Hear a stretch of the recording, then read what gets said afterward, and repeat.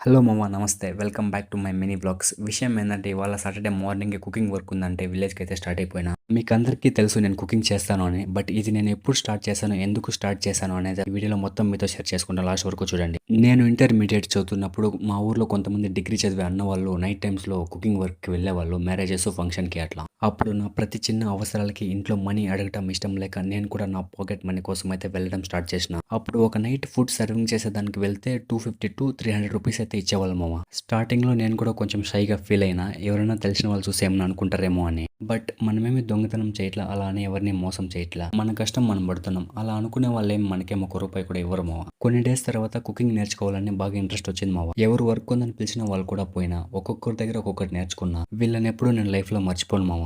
But almost college, semester exams ఎప్పుడు skip చేయలేదు. ఇట్లా వర్క్, స్టడీస్ 2 బ్యాలెన్స్ చేసుకున్నా మామ. అండ్ ఈ వర్క్ వల్ల నా కాలేజ్ ఫీజు మొత్తం పే చేసుకోగలిగిన. ఎంత జాబ్ చేసినా సెల్ఫ్ సాటిస్ఫాక్షన్ అయితే ఉండదు మామ. అందుకే వీక్ ఆఫ్ వస్తే ఖచ్చితంగా వర్క్ ఉంటే వెళ్తాను. అంతేకాకుండా ఇది నాకు ఫినాన్షియల్‌గా కూడా బాగా సపోర్ట్ ఉంటది. ఒకటి మాత్రం నిజం మామ. నువ్వు ఎంత కష్టపడితే నీకు అది అంత రిటర్న్‌లో ఇస్తది. అండ్ ఇది నా రియల్ స్టోరీ మామ. వీడియో నచ్చితే ఖచ్చితంగా లైక్ చేసి షేర్ చెయ్యి. ఈ రోజుకి ఇంతే మామ. ఉంటా. బాయ్. Take care.